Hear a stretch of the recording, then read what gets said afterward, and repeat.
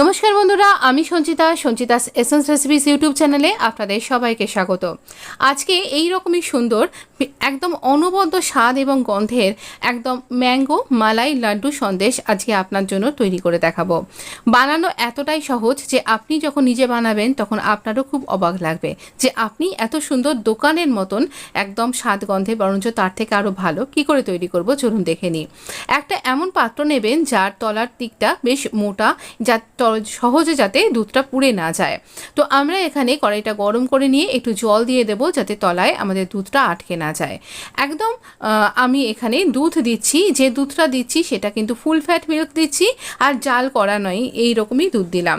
তো এই দুধটা এখানে এরকমভাবে আমি দিয়েছি 250 মিলিলিটার দুধ, আর এটা ফুল ফ্যাট মিল্ক ওখানেও নিতে হবে, এখানেও ফুল ফ্যাট মিল্ক 500 মিলিলিটারের দুধ থেকে আমি সমান পরিমাণ ভিনিগার আর জল দিয়ে ছানাটা কাটিয়ে নিয়েছি। তারপর এই মলমলের ফ্যাব্রিকের উপরে এটাকে ভালো করে ছেঁকে নিয়ে তারপর আবার খাবার জল দিয়ে ভালো করে ধুয়ে নিয়েছি।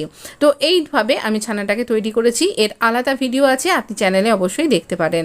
তো দেখুন এই রকমভাবে আমাদের এই যে দুধটা কড়াইতে আছে তার থেকে একটু মালাই তৈরি করব আমরা, মানে হাই ফ্লেমে এটা ফুটবে, চারপাশ থেকে মালাইটাকে স্ক্র্যাপ করে করে আমরা দুধের সাথে মেশাবো।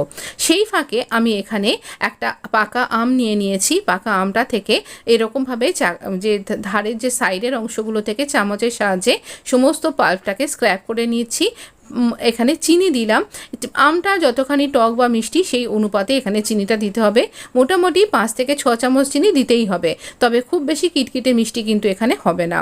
তো এবার আমরা এটাকে পেস্ট করে নেব। দেখবেন যেন আমের চাঙ্কস যেন না থাকে, একদম মসৃণ স্মুথ একটা পেস্ট তৈরি করতে হবে। তো এবার আমরা ওই ছানাটা দিয়ে দিলাম। যখন বেশ এই দুধটা অর্ধেক ঘন হয়ে গেছে সেই সময় ওই চটকে রাখা ছানাটা, যেটা হাত দিয়ে আমরা ভালোভাবে স্মুথ করে নিয়েছিলাম, সেটা এখানে দিয়ে দিতে হবে। ছানাটাকে স্মুথ করে নেওয়াটা কিন্তু খুব দরকার। এবারে আমরা এই ম্যাঙ্গো পাল্প যে পিউরিটা চিনির সাথে মিশিয়ে নিয়েছিলাম সেটাকে মিশাতে থাকবো। এটা যত বেশি মেশানো হবে তত বেশি দেখবেন এর কালারটা ঘন হতে থাকবে, আর এটা অদ্ভুত, দেখুন কি অপূর্ব একটা কালার এসছে, এই রকমই ঘন হতে থাকছে, আর এই কালারটাও কিন্তু ক্রমশ গাঢ় হচ্ছে, আর ক্রমশ এটা লিকুইড থেকে সলিড ফর্মে পরিণত হতে থাকবে। কিন্তু আপনাকে হাই ফ্লেমে ক্রমাগত নাড়াচাড়া করে কুক করতে হবে। এই সময় প্রচণ্ড ছিটকাতে পারে, কিন্তু আপনাকে নাড়ানো থামানো যাবে না, তাহলে কিন্তু পুড়ে যাবে মিষ্টিটা। তো এই রকমভাবে আমরা এটাকে সম্পূর্ণভাবে নাড়াচাড়া করতে করতে দেখুন অলরেডি এটা জমাট বাঁধতে শুরু করেছে। তো যখনই এরকম জমাট বাঁধতে শুরু করবে তো তখন বুঝতে পারবেন আপনার সন্দেশটা কিন্তু তৈরি হয়ে গেছে। এটা আরও খানিকটা পাক দেওয়া দরকার। যত বেশি পাক দেবেন তত বেশি দিন পর্যন্ত এটা আপনি রেখে খেতে পারবেন। যদিও অনেকখানি দিন রেখে খাবার মতন জিনিস এটা নয়, কারণ এটা এতটাই টেস্টি হয়, বাড়ির সবাই কিন্তু এমনি এমনি খেয়ে নিতে থাকবেন, এতটাই সুন্দর খেতে হয় এটা। আর অপূর্ব গন্ধ বেরোচ্ছে, যদি এই গন্ধটা আপনাদের কাছে পাঠাতে পারতাম। তো এটাকে পুরোপুরি আমরা ঠান্ডা করে নেব, এই ম্যাঙ্গো মালাই সন্দেশটাকে।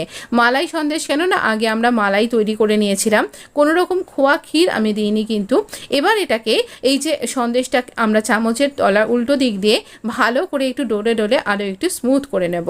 তারপরে আমি না এখানে পেপার কাপ নিয়ে নিয়েছি, এইগুলো এমনিই সামনে লোকাল স্টোরে পাওয়া যায়। তো যেরকমভাবে মিষ্টির দোকানে ডেকোরেট করে দেওয়া হয়, আমারও ইচ্ছা হলো এরকমভাবেই আপনাকে পরিবেশন করব। তো এইভাবে আমি চামচের সাহায্যে একটু স্মুথ করে নেবার পরে হাত দিয়ে লাড্ডুগুলো পাকিয়ে নিয়ে আমি এই রকমভাবে এখানে সার্ভ করছি। এখানে এটা অপূর্ব সুন্দর মানে আমি নাড়ছি তাতে করেই গন্ধ বেরোচ্ছে।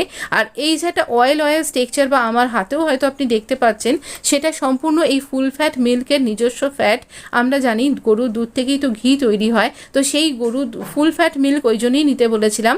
আপনাকে আলাদা করে ঘি বা কোনো কিছু দেবার দরকারও নেই, এত সুন্দর এই টেক্সচার আর এত স্মুথ এটা তৈরি হয়েছিল। ভীষণ অপূর্ব স্বাদ আর গন্ধের, পুরো ঘর মমা করছে। তার সাথে আরও একটুখানি আমি গন্ধ জিনিসই দিচ্ছি, এটা রোজ পেটাল, ইডেবল রোজ পেটাল আপনি মুদির দোকানে পেয়ে যাবেন।